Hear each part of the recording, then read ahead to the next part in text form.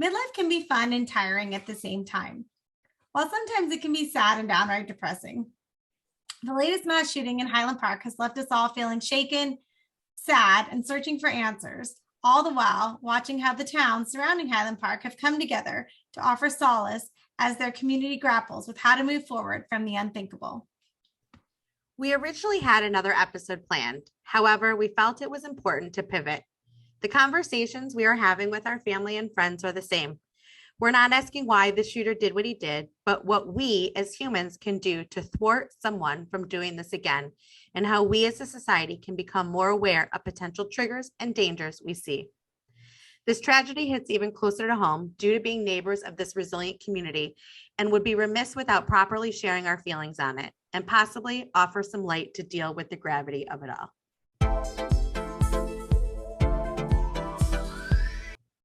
Thank you so much for joining us for another episode of Midlife at the Mailbox.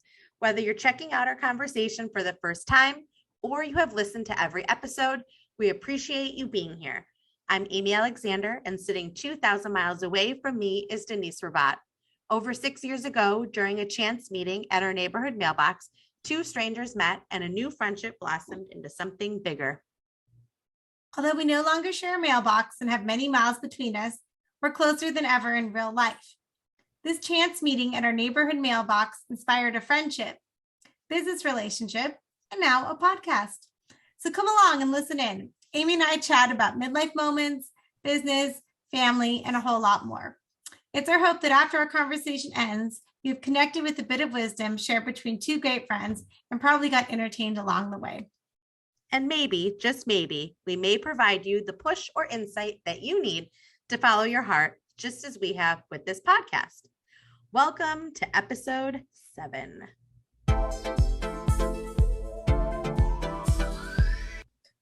Hey everyone, full disclosure for this episode. We're going to be getting into some heavier conversations than we have in the first 6 episodes. We're going to be discussing the horrifying events that took place 7 days ago at the 4th of July parade in Highland Park, Illinois. We're not going to be getting into politics, no. But we want to touch in on some conversations that we know are happening and coming up within our circles. So we want to just create a dialogue about our feelings, really, and just talk it out. Since we'd never begin to claim we're experts on the topics of gun safety, the current criminal investigation, or mental health, we'd like to discuss this with an expert to help us sort our feelings and about what we've been hearing and just generally how we've been feeling since July 4th. Without further ado, we wanted to introduce you to our special guest for the episode, my sister, Julie Iser Schneider. Julie is joining us today as our feelings expert, as she is a licensed clinical social worker and has been working as a school social worker for the past 10 years.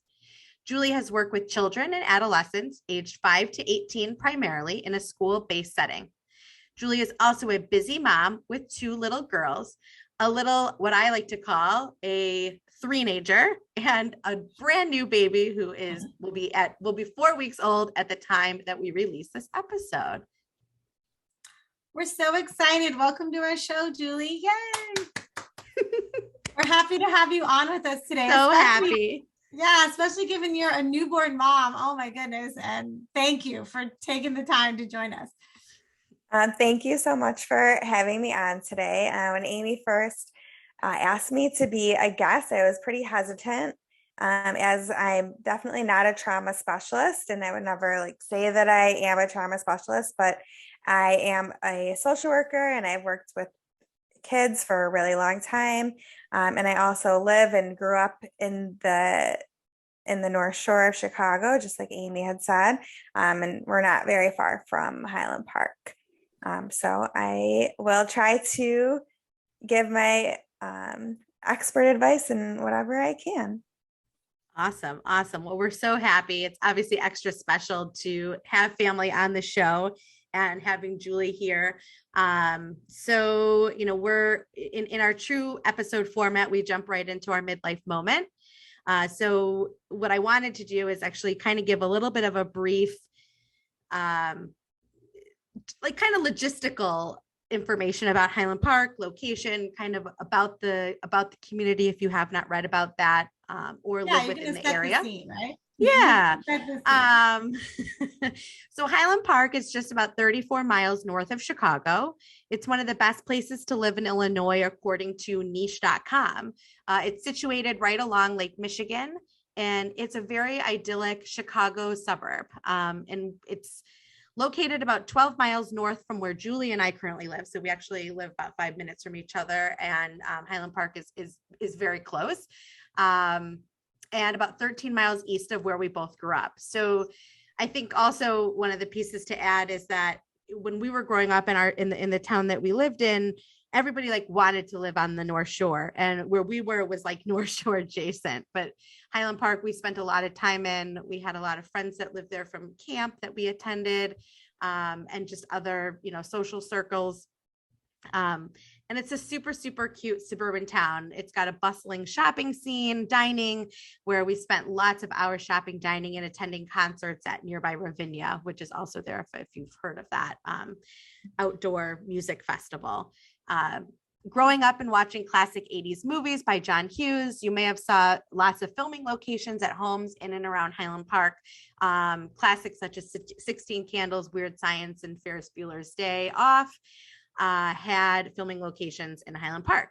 And also super, super close to both of us is 10 and a half years ago, I delivered Caleb at Highland Park Hospital, and both of Julie's girls, most recently, as I shared 4 weeks ago, were both born there. So we have very close ties within the community, lots of family, lots of friends, and, just not even like 6 degrees of separation between people that live within Highland Park. So, Denise, did you want to add anything to that? I mean, it really just is the most charming, you guys, cutest town. I'm coming from, California on the West Coast. When we first moved here, it is just the cutest little place. And when I lived here, actually, when I lived in Glenview, when I was neighbors with Amy living on the North Shore of Chicago, I did actually attend the 4th of July parade in 2015 with my daughter. And that's kind of my midlife moment, because it really hit home after the events of on the 4th of July there, because it's just the cutest. It was the most charming parade. It really reminded me of, or what I think Midwest would be like. And it was just such a, horrifying, 2 hours behind you guys. When I first saw the news on Amy's Instagram stories about, the Glenview, they live in Glenview and we lived in Glenview, Illinois, their 4th of July parade being canceled on Monday morning. And I saw it and it's like, oh no, my stomach sank. I hoped it was a rumor or that nothing came of it. So I replied to her story saying, hey, are you okay? As I was getting ready for my 4th of July holiday. And then, sadly to see the news online later that no, everyone was not okay. I mean, thankfully, Amy and her family were okay. But, this news started streaming in about all of the senseless lives that were lost again, you guys, again. It just is so frustrating and feels so hopeless. But then remembering that, kind of sank all in that I actually attended that same parade with my family. My daughter had her little wagon. I have a picture of it. We're right in the middle of all of the, the festivities, which I thought were so cute. I never did a 4th of July parade growing up in Fresno. These were just the cutest things. And so I thought, wow, I mean, if this type of tragedy can happen in Highland Park, a community like Highland Park, where there's plenty of security, there's plenty of eyes, there's plenty of, concerned citizens. And it was like, and even like to your point about the security and the police, like they were out in full force. And even in Glenview, where we were getting ready for the parade, it was anywhere you turn, right? The police were there, and they really, have made a good point as to, being prepared and, ready to go. My story, it can happen. Yeah, it could happen there. And it's just, it's so scary. And I think for me, I was in the midst of preparing to walk, to watch my son walk in our 4th of July parade. So he, I've mentioned that he plays travel hockey, and the organization that he plays for, they were going to be within the parade. So he had his rollerblades on. My husband was, a coach. So he was going to rollerblade down the parade route. And actually Julie and her family were going to come and meet us. And my girlfriend and I had literally just walked away from our kids. We left them with the, with the group. I had locked up my bike and we were about to get ready to sit and watch the parade. And I had pulled out my phone. I don't even know why. I must have pulled out my phone to text Julie or call Julie and to, say like, hey, here's where we're sitting. Like we're deciding in front of the library and instead of in front of Dairy Bar, because we can maybe get a little shade if, it gets too hot.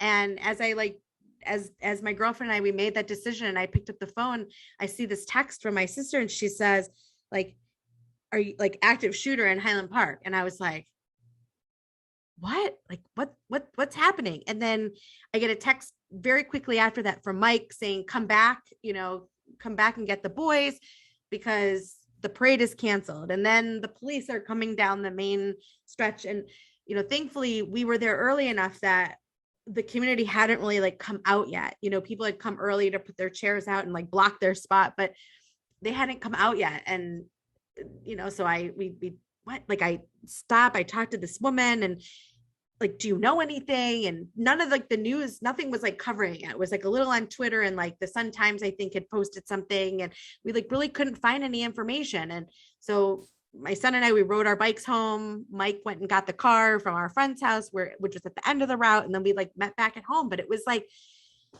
once I got home, I like turned the news on and I like just to find some information, like what's happening, like was there a threat in Glenview? Like what is going on? And, then the rest of the day was literally like in awe of what was going on and, just feeling, sheer terror. I mean, absolutely. You didn't even know if it could have been, maybe it was a multiple shoot scenario. You don't never, even I know. Right. And that's kind of like, you hear this kind of breaking news. It's really, shattering really. I mean, to like hear that.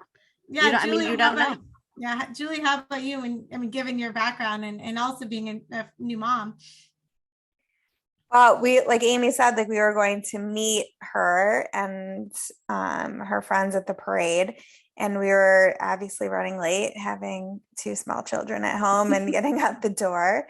And we're about to leave like 5 minutes later. And I get a text from my friends informing me of what's going on. And I was just kind of like, I was honestly just sort of like in my head, I was like, okay, but everybody's going to be okay. Like, that's what I thought. I was like, they got the guy already. Like, I didn't realize it was, still an ongoing situation. And, in my head, I was like, do we leave the house? Do we go to the parade? Is it going to be canceled? Then we heard that they canceled the Deerfield parade. And I'm like, well, there's no way that there's going to be a Glenview parade. And then like 1 minute later, Amy texts me, the parade is canceled.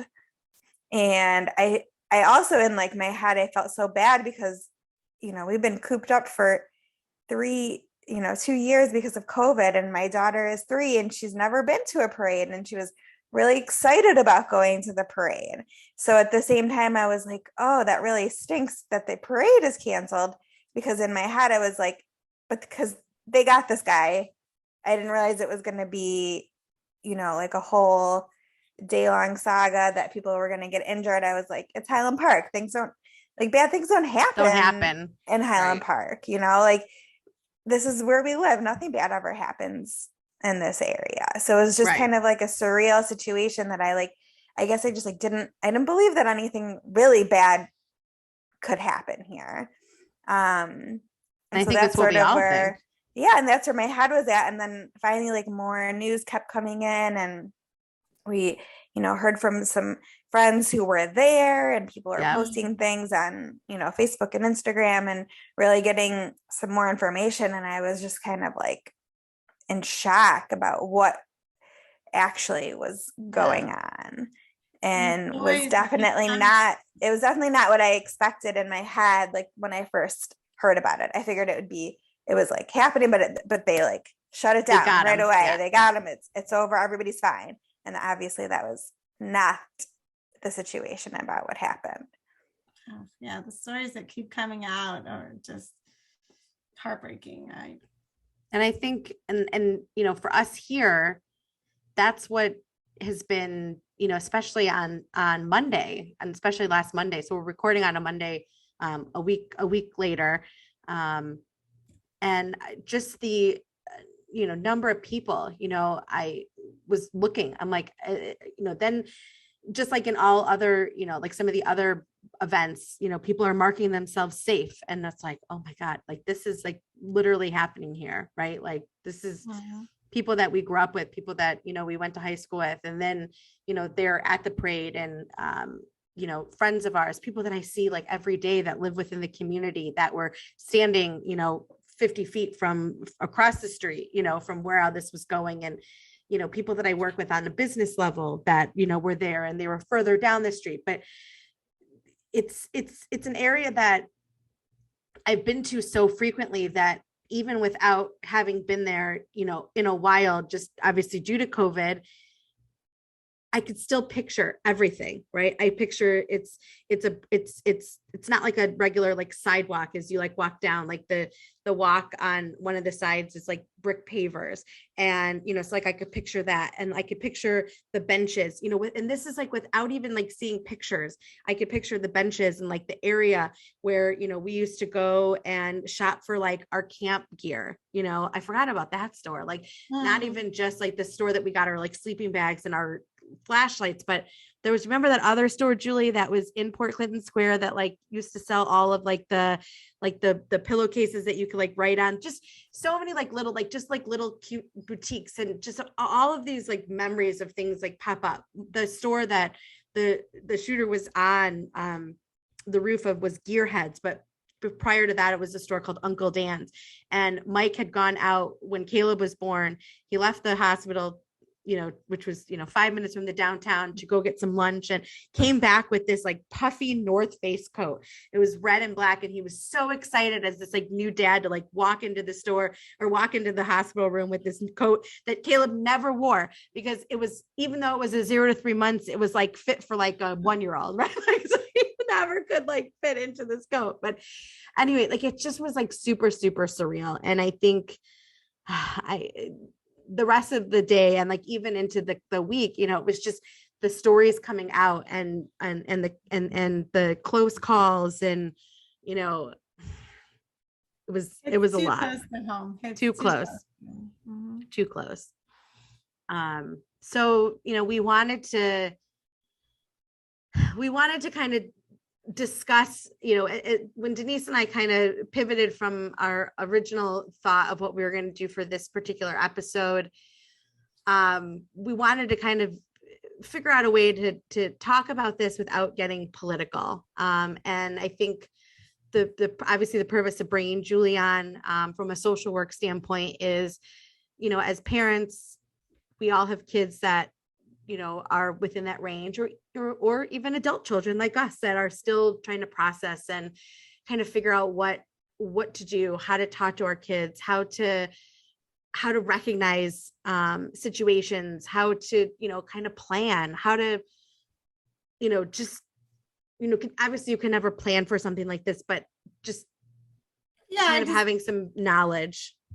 Yeah. I mean, some different ways, right? And we're hoping that, today's conversation with Julie will just spark like, some awareness, and also just thinking of ways we can be proactive in the untraditional ways, right? Because, there's always going to be discussions going on in a political sense, but, the shooter in Highland Park or the shooter at Uvalde, these individuals did not become troubled overnight, right?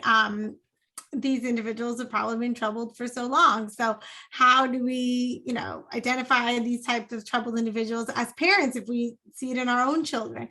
What are things, we can do? But also, how do we just encourage more social emotional awareness amongst those? So, Julie, we need your expertise.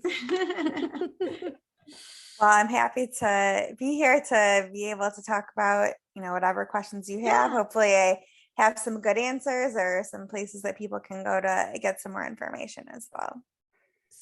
So okay. I'll kick off my first question, and then Denise, you can piggyback me. Is, I think obviously I have a 10-year-old, and every kid will act different, about when tragedy kind of hits that, hits close to home, or they hear things on the news, or, kids asking questions like, how are we safe? What would you say is like, how much information do you need to share? At what age is appropriate? for different types of like answering different types of questions, if that makes sense.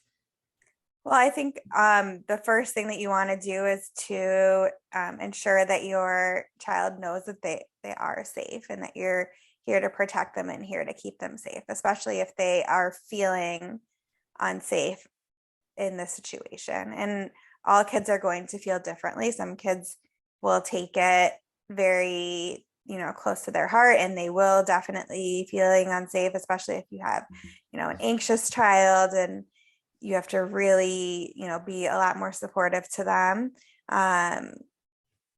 as opposed to if you have a kid who's just sort of like not super impacted by the event. But just being able to be there for your kid, telling them they're safe, and giving them a place to share how they feel and share, any, if they have any fears, if they, if they're worried about the people who were hurt, anything like that, just be there for them. And if there is if your child does not have so many fears, or they're not really open, just making sure that you're continuing to give that opportunity to your kid, for a long period of time. Of course, you always want to be that, for your child, but just especially in these times, is that you want them to know that maybe even in a month from now, if that's all of a sudden when it hits them, that you'll still be available to talk to them about how they feel, and okay that they're feeling the way that they're feeling, because all feelings are okay. And, that's really important, that you want to, instill into your child that it's okay to feel whatever it is that they feel. Sure. Nothing's That's out of great. realm. And especially, I know that is probably really important for the local children, right? That are just, this is just the most recent, but the local children that, kind of get probably exposed to a lot more news than, well, let's say my children, right? You're just going to hear about it, maybe in conversation a lot more, for you guys at this point. But, it could be, you never know where's next, right? Unfortunately. So, yeah, definitely. Even my 3-year-old, I think that they're not listening and they're not really understanding, but she said some things when we were like having dinner one night, and I'm like, how did you even know about this? But we were like obviously trying to not talk about it, and sort of keep her away from it because she's 3, but somehow she still picked up on some things. yeah. What would you say, Julie? Especially when there's a lot of actual news, like on television or, in a, that kids may overhear. What is your advice on exposing them to some of that? Your children are small, but even older children, like 10, 12, what's your advice on that? Should they? I definitely think that kids need to have their exposure to these things limited, because you don't want to scare them. You don't want them to be, traumatized from seeing things on TV, because they're showing actual footage from what happened on TV. And that's not something that a small child needs to see.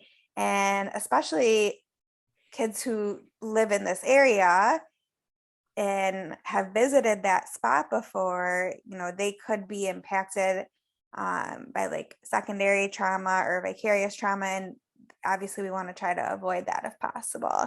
I know there's like a lot of adults that have been experiencing symptoms of that, even that I've been talking to friends, things like that, that are really struggling, that weren't even, at the parade. And what would, I guess, like, let me ask you that. So what would be a symptom of that kind of secondary trauma? What are some of your friends feeling? Secondary trauma or vicarious trauma, like you're experiencing trauma through like the lens of somebody else. So Okay. Hearing about things is sort of like triggering things into you. So especially if you have grown up in the area, you spent time there, where these things happened. And so in your brain, you're kind of like, well, I could have been there. What would I have done if I was there? Like really like replaying in the scenario in your head, like where would I have gone? What would I have done?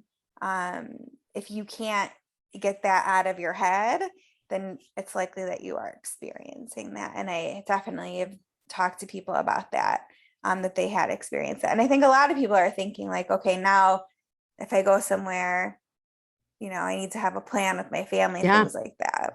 Yeah. I mean, when Caleb came home from school years ago when they did like fire safety week, it was like, okay, fill out this piece of paper as to like where your family is going to meet in the event that there's a fire in your house. And, so we know if there's a fire in our community, we're going to go and we're going to meet at those mailboxes that that Denise and I met at, we're going to go into the center, and that's our point. So I think that that's another piece, right? Is that awareness of like when you are, what are your entrance and your exit points, and how, making sure that you kind of have a little plan, because those are stories that I've heard, right? Like that when you talk about, I don't, that have come up in the past few days. There was a guy that, again, that we grew up with. His mom made my bat mitzvah invitations, and he posted, his story on, I don't know, Facebook or LinkedIn the other day. And I saw it, and, he has 2 kids, and him and his wife were on the side of the shooter. And, they were supposed to sit on the other side of the street where he was kind of shooting at. And his wife took one of the kids and he took the other, and they like ran in different directions. And then it was, like a stressful, like meeting, trying to find each other to meet back up, after, which way did you go? Where did you go? And, that piece is really scary. And so I think, yes, talking to your family when you're in a situation where there's a lot of crowds or even not a lot of crowds is like, where are we going to meet? How are we going to try to get back together? Yeah, there's someone I follow on Instagram. A lot of times she'll post this like phrase with this mantra, like be prepared, not scared. And, it's not really about public safety. It's about other things. But I mean, I think it relates in this case, right? So, maybe a way to calm, Julie, would it be a way to calm anxiety if you went to like, a future parade or event with a lot of people to have a plan like that? Yeah, I mean, I think it's always good to be prepared and to talk to your kids about, what's expected, and in the event that something could happen. That's why we practice these things at school with our kids. The kids know what to do if there was, an active shooter at school. Like we practice that all the time, but you don't practice that in the community. Right. So it's definitely being prepared for the future could probably help your anxious thoughts that you're having right now. But if you are a person that is experiencing any sort of like trauma symptoms, like making sure that you're reaching out to get help and not just dealing with it alone, especially if it's something that's ongoing. If you're in the area, there's crisis centers that are open that people can just walk into to talk to somebody, if it's just like a one-time thing. And if you need more support going forward, that's what, there's lots of mental health resources. I know sometimes it's hard to come by at the moment with, the past couple of years, but, we could still get help for people that need it. And we'll link in our show notes to, as of the airing of this episode, where some of those support places are locally. And then obviously if you're out of the, general Chicago area, just places that you could find locally within your own communities as well. So I think, I think the asking questions like, are we safe? That's a common thing that I've, heard from parents, and just that constant reassurance that, that they are safe. I guess, we're safe until we're not, right? And I think that's the kind of thing that's pretty scary. I think, today I was listening to another podcast that was discussing gun violence, and it's hard because, right now we're experiencing, very close to home, something happening. So we don't feel safe right now. And even, people that I talk to are like, well, I don't know if I want to go to this place because there's so many people there, and feeling anxious about going out into public and being with a lot of people. And it's really hard because it just happened. But if you like really like dial back and look at the data about if you're safe versus not being safe, like you're much more likely to be safe than to not be safe. And even with gun violence, like, being involved in a mass shooting situation is extremely rare. It's just that it's so devastating, obviously, when it does happen, that, it's something that people obviously really want to try to prevent from happening. Sure. But like, are we safe? Like in general, like you can tell your kid that yes, they are safe and mean it, because the chance of it happening is small. They're more likely to be in a car accident or, have something else happen to them than, what happened last week. So I think that is something that's difficult right now, but something that we do need to put into perspective. And for adults too, right? I mean, oh, for sure. Yeah, definitely for adults too. I mean, yeah, it's one of those things. Yeah, living in fear is tough, right? And it creates all sorts of ancillary mental health, downstream effects, right? Yeah, definitely. And I mean, even just coming off of COVID, the first time we went out without a mask, or the first time we went to an event with a lot of people, those were all situations where I know I felt very anxious, so I think it's just, kind of going about and continuing. And I actually went this morning. I felt like it's in preparation for the episode, but also I just felt a sense of, wanting to, in the Jewish faith, we pay a condolence call, or Shiva, when somebody passes away. And I just felt like that was something that I needed to do. So I spent some time in Highland Park this morning and, was visiting the memorials that were set up, and a woman was out with chalk. And that to me is therapeutic in the sense that the city was reopening. Stores were reopening.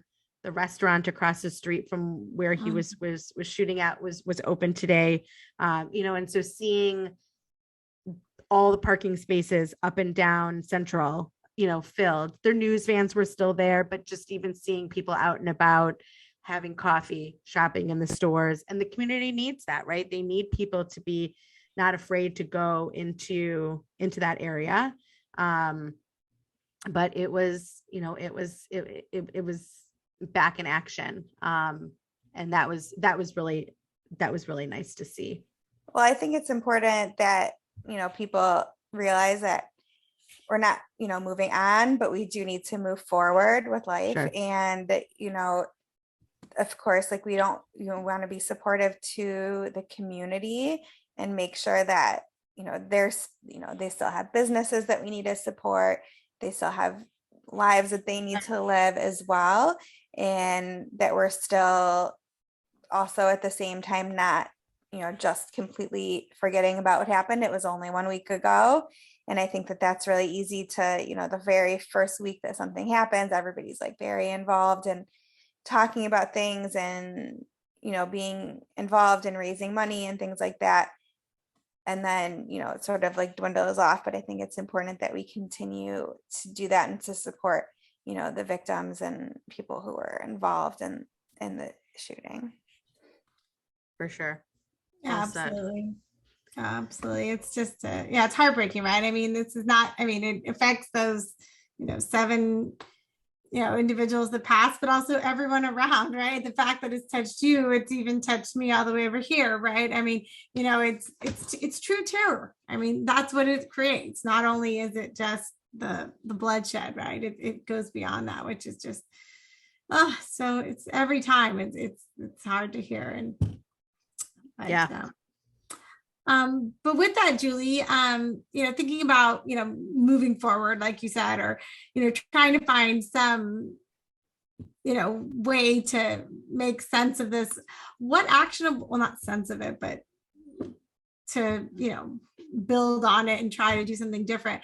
Because I'm just tired of hearing it every time, right? And thoughts and prayers are like great, but they're just not enough, right? What actionable steps can we take as responsible citizens to try to help or support troubled youth, like the ones who commit these heinous acts of terror? Well, I think the first thing is we want to support, kids who have experienced like a traumatic event. Important thing for them is to, heal so that they're not, becoming involved in something like this in the future. And healing from trauma, some people need a lot of support and some people need a little less support, like kids.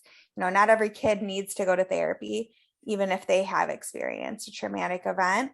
But healing from trauma occurs in the context of like a positive adult relationship. And I think that that's really important, for not only for kids who were involved in, this specific traumatic event, but for kids who had experienced traumatic events in the past. And then, you're concerned about their mental well-being in the future, and that perhaps this could be something that, they could do in the future, is making sure that all kids have, an adult connection, be it a mentor, a teacher, a friend, like somebody who's rooting for them, just their champion. I think that's really important. In terms of like steps that we could take as, community members to try to support, changes going forward, I think that's, definitely a much bigger issue. But like I was saying before, is continuing to be involved.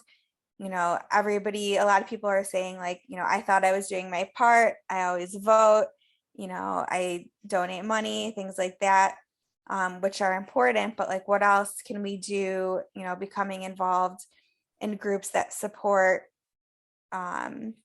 legislation that we can perhaps pass. It's not even necessarily, it doesn't need to be like a partisan issue. It's just like an issue of how we can keep our kids safe and our communities safe. So I think that's important. And there's some groups that have like popped up, like Every Town for Gun Safety, I think is, a big one. And then Moms Demand Action is something that's been popping up a lot as well. And I think it's important that we do be involved in those things if we want to see a change, because otherwise nothing's going to happen. That's for sure. Right. Yeah, Moms Demand Action. I think there's a meeting going on. I saw someone post on Facebook, a former, classmate of my daughter's, her mom posted an article that in the North Shore, there's chapters in every state, and there's a meeting going on right now as you guys speak in your area. It's just a grassroots organization, nonpartisan, really trying to advocate for public safety, right? Not just gun safety. So just, because it's unsafe, right? It feels unsafe when these things happen. Unsafe. Yeah. Yeah. I mean, I had a friend that, was like, we're thinking of coming to Chicago. Like, what are your thoughts? I'm like, well, I wouldn't be going downtown right now, and then, well, we're going to be like in the suburbs. I'm like, that's great too. But, it's just, my current headspace is, it's not safe. And, hopefully that will change, like even, and, you hear not even just about Highland Park, but just even over the past like week or so, just what you're hearing in terms of death by guns and various, in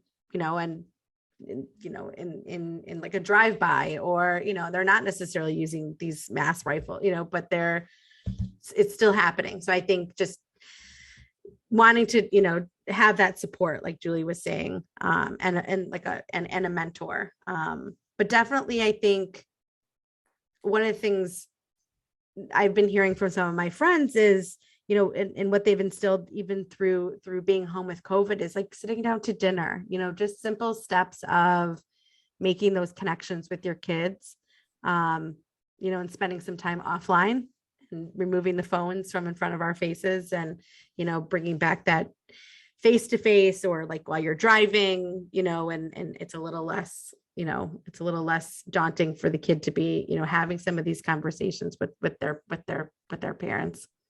Yeah, I think it's important that parents know that even spending just as little as 10 minutes without a device with their kids doing something that's more preferred, for the child. So maybe it is just having a conversation, or if you have, a younger child, maybe it's, playing with them, doing something that they want to do, and really spending that quality time with them is really going to do wonders for their emotional well-being and their feeling of being loved and cared for. And that's really, important for, our children's well-being, is that they feel those feelings from their parents. And that's going to be really protective, moving forward as the child gets older, that they do feel that they have those like loving and supportive relationships, and that they feel like they can go and talk to their parents in a non-judgmental manner, and that they can open up and share things with their parents, and their parents are not going to, have a major, reaction to something that their kids say.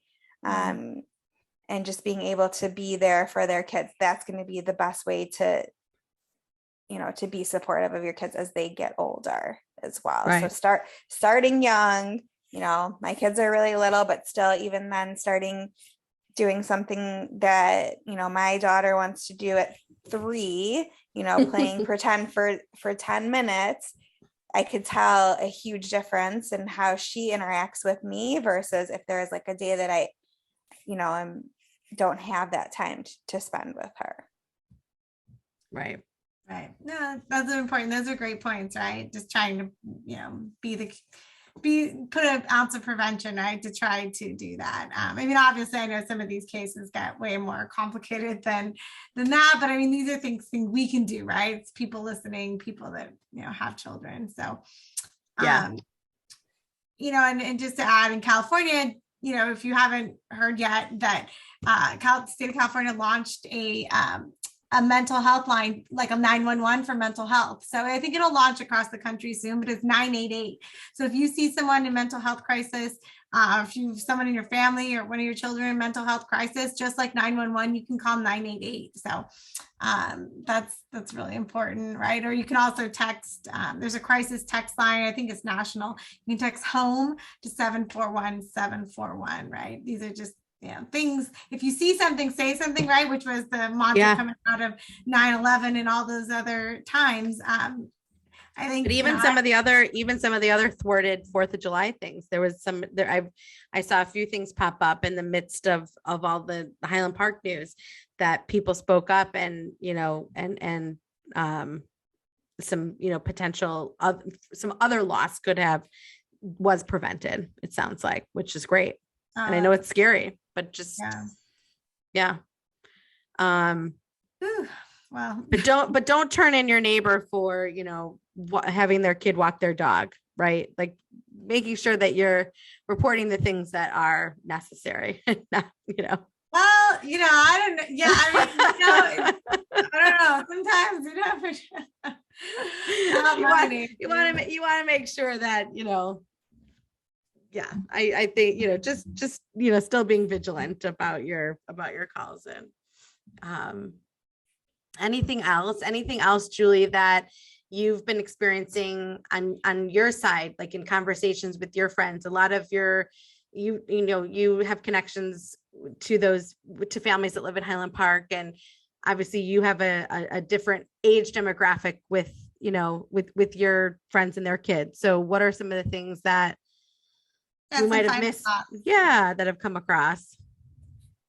I think I've heard from some people about that, their kids, if they had a little bit older kids, like I said, they practice these things in school, that they were really surprised that their kids like knew what to do in a crisis situation. Maybe not obviously with like a 3-year-old, but with elementary age kids, that they really responded differently than they would have expected them to respond.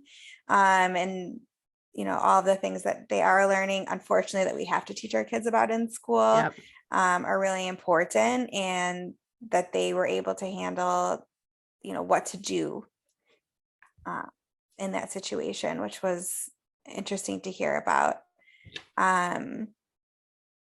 Preparation, right? Not being prepared. I saw somebody posting on Facebook about, perhaps like if they're going somewhere crowded with their child, like writing their phone number on like a bracelet so that if they get separated, that they can, have a phone number to call. And I was thinking, perhaps putting your phone number and like an emergency contact on there as well. If you do that, or making sure that your kids know their information and they know their parents' phone numbers, they know their address, they know a phone number. And I can tell you from working in elementary school, like a lot of kids do not know that information that we knew growing up. And these kids just like have absolutely no idea. And like, I'm trying to teach my 3-year-old already. She knows the street that she lives on. She knows her parents' names. She knows our first name. She knows our last name. I'm like, next we got to learn phone numbers. But like, if you know that your kids don't know their personal information, making sure that you're teaching it to them, because I do think that that's a really, really important skill, especially, if you if you're worried about being in a large crowd. Another tip that even in a small crowd, right? Like, is just having that information. That was something when Caleb was really young, I made sure that he knew our phone numbers, obviously our names, where he lived, and it's, I agree that's, you're getting a big head nod from me over here. And then another tip that I've heard, this is not specific to, a crisis situation, but just for your kid, is like, if they're ever in a situation where they do get lost, like they say, like the best, like tell your kids to find a family, because that, like somebody who looks like a mom, somebody who looks like a dad, and tell them that they're lost because of, a mom or dad will know what to do, as opposed to like a random, just like person by themselves. So, just some safety tips for for the future. Isn't that what happened with the little 2-year-old? Yeah, I mean, they ended up giving him to another family, right? It's just a woman picked him up, but you could tell your 2-year-old, if you're ever lost, find a mom, find somebody that looks like a mom, and they can know that what they can do. Right. Moms can rule the world. We can rule the world. We'd have had this figured out. We'd have had this problem figured out if moms were in charge, right? Of course. Definitely. Well, thank you. Any other questions you had on your side, Amy? I don't think so. I think just being vigilant. I think just being there, being a part of your kids' lives, as best as you can, right? We all have different home situations. Some of us work, some of us don't work. Some of us work more than others, financial, all, different walks of life. I'm hoping are listening and, do use your village, right? To support each other. And, hopefully we can band together and put some more legislation in place that will curb the ability to get guns. Opening our arms to the community, and also, embracing, people that might have challenges, right? I mean, this individual had major challenges. Major challenges. Major. He just did not show up and do this out of the blue. Right. So how do we support communities like that? How do we support his parents, right? I mean, I know that's hard to say out loud now because he's created so much anguish and grief, but just even the things that have come up in the news, we can, 50% believe what they're writing, but, just their past lives and how many times they had visited that house, in Highland Park, and the situations that, occurred, the fact that he dropped out of high school, when he was a junior, there's pieces that are coming out that, were definitely overlooked. And, did he slip through the cracks? Who knows? Was it a parental situation? Who knows? And that's not for us to say, but I think, if you have the ability to be vigilant with your family and, be there, I think that's at the end of the day what your family is looking for. And Yeah, that's what we can do as individuals, right? Coping Right. with these tragedies that happen in midlife, inevitably, and just deal with these. So yeah, I mean, I think that's a wrap, Amy, right? I think so. Julie, thank you. Thank you so much for being Yes. here. Coming out of your maternity leave a month in and putting on your social worker hat after a grueling day of mom life. But we really appreciate you being here and sharing some hopefully helpful tips that us as parents and individuals can take away. We hope you check us out in 2 weeks for what hopefully will be a fun and information filled episode, and it will be. Check out our show notes for any links and community conversations that we're going to share. Yes. And again, just to reiterate, specific to our topic, if you know anyone that's in crisis, please call, the suicide helpline, which is 800-273-8255, or sounds for talk. Or if you're in California, text or call 988 if you see any type of mental health crises. Or lastly, you can always text home to 741-741, right? We need all the mental health support we can get. And so we thank you all. Please join our community on Facebook, Midlife at the Mailbox, and also on Instagram as well. Same handle, Midlife at the Mailbox, and send us a direct message. We'd love to hear from you. If you have any experiences you want to share, vent with, or want to reach out to Julie with any questions, please do so via those channels. And we look forward to talking to you next time. Thanks, everyone. Thanks. Bye-bye. Bye.